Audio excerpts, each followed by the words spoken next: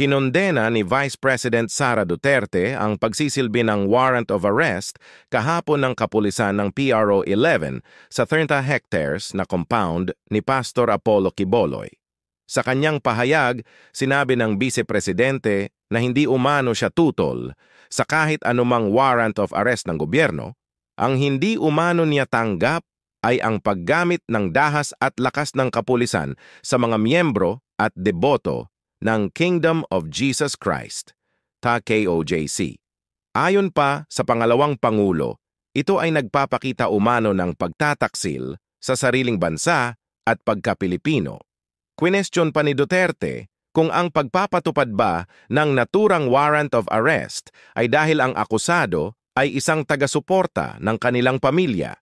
Humingi rin ang pangalawang Pangulo ng tawad sa mga miyembro ng KOJC dahil sa paghingi at pagpilit umano nito sa kanila na iboto ang kanyang 2022 elections running mate na si Pangulong Marcos Jr. Humingi rin ang pangalawang Pangulo ng tawad sa mga miyembro ng KOJC dahil sa paghingi at pagpilit umano nito sa kanila na iboto ang kanyang 2022 elections running mate na si Pangulong Marcos Jr. Well, it's based on fact, no? Kasi sabi ko nga, kinote ko kanina, no, yung speech ni Senator Risa Ontiveros. Ulitin ko lang para sa inyo kasi baka malayo sa microphone kanina. Nakalagay doon, alam ko po na ang daming kalat ni Duterte. Na hirap tayong linisin. Ang kadiliman noong panahon niya ay talaga namang nanunuot sa ating lipunan. Parang mansa na napakahirap tanggalin. At habang ang anak niya ay may kapangyarihan pa, hindi magiging madali ang ating laban. While VP Sara is in power, the threat of a full-blown Duterte comeback is still a very real and present danger. For one, they are supported by one major superpower, China. So nakikita ninyo na meron na siya bias. Ngayon, kanina sa budget, sinasabi niya na, oh, this is a duplication. Sinasabi ko naman, hindi naman tayo pwedeng humindi sa mga taong lumalapit sa aming opisina eh. Kasi opisina ng gobyerno yan, pwede bang magsabi ang gobyerno na, ay nako, hindi kita pwedeng tulungan. May oath ako, ano sinabi ko doon? To do justice by every man. So ibig sabihin, hanggang sa makakaya ng opisina ng Office of the Vice President, ay magbibigay kami ng tulong.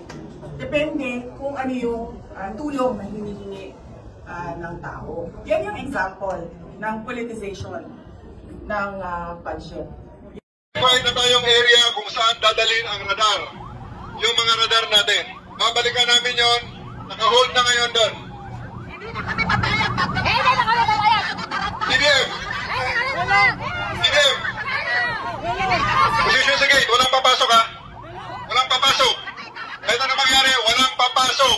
Yan sa gate na yan. Sarado ang kabilang pintuan. Sarado ang kabilang pintuan. Walang papasok dyan sa pintuan na yan. Lahat na nasa loob. Nandyan muna. Lahat na nasa labas. Wala nang papasok ha. CDF! Wala nang papabalikin dyan sa loob ha. Walang papasok. Posisyon! Posisyon!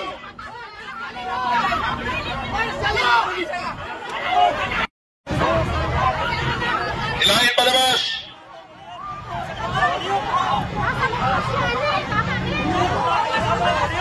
Marcelo na rin ka! Hilahin palabas na mga ayaw mag-isama! Mr. Father! Hallelujah! Jubilee Board! Jubilee Board! Jubilee Board! Yung supervise! Lumabas, palabasin nyo!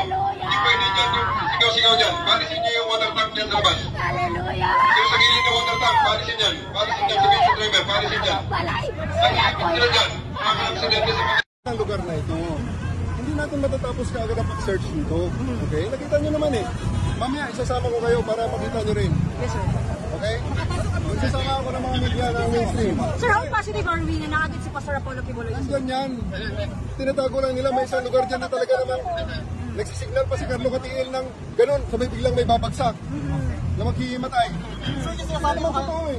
Kita-kita naman kanina sa camera eh.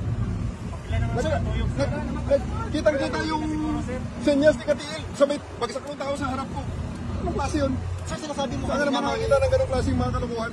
may radar, sir. Anong ibig sabihin nun, sir? Meron tayong life detector na ginagamit natin pag nag-collapse sa mga structures. Okay? Dati sniffing dog ang ginagamit natin para malaman kung may tao. Sa ngayon, meron tayong equipment dyan na pag inilagay natin dyan sa mga semento, malalaman natin kung sa kabila niyan may tao. General, confirm na may namatay na po sa loob, miyembro. Hindi ko pa nalalaman kung wala pa reportahan na nakakarating sa Pero sa akin. itong radar, sir, nanatay na concern na heartbeat ba sa tao? May mga nakakita tayo, kaya lang negative. Hindi si pastor na nakikita natin. Pero ano yung mga facility sa loob na nakikita talaga natin, sir? Na negative na walang... Ilan naka-percent? Okay. Ang una natin ngayon ginagawa is scan lang. I-scan scanning ko natin. Inaalam lang namin kung alin dito ang pwedeng taguan niya. Kasi ito ay larong taguan sa loob ng 30 hectares of property na may kasama mga distractions ng mga miyembro niya. Paano kung mga magtrabaho na maayos? Sabi na mag-cooperate sila. Ginugulo nila ang mga polis ko. So paano yan? Wala akong idea pa. May mga report tayo, wala pa tayong confirmation. Pila na taka-percent ka natuyok ang KOJC compound, sir? Property karon.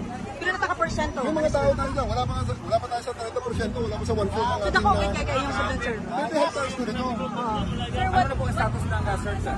Tuloy-tuloy pa rin. Tuloy-tuloy ang search natin. Pero yung allegations na tapos na ang search, hindi pa po? Sabi nila yun. Sir, pero dili na mahunong. Hanggang dili na ito makuha today. Inyong target. Sa ganitong sistema, hindi makukuha ito ngayong araw na to. So, Sir, papakuran muna kami rito hanggang sa ma-realize ko rin ni Pastor na hindi kami alis dito habang hindi namin siya nakukuha o ang kanyang mga kasamahan. Nasa kanila na lang yan eh. Alam niyo nakita namin na we will publish the rooms ng mga kwarto ng mga bata nila, ng mga anak nila, ng mga alay nila. May mga bata sa sunod, sir? May mga kwarto ng mga bata. Pero may mga bata, sir. Pictures pa ang mga bata. May pangalan ng mga dalagita ron. Sir, may tear gas Sir, ano po ang dapat maintindihan ng Lumapit ka ba mga ng tear gas kanina? Diba?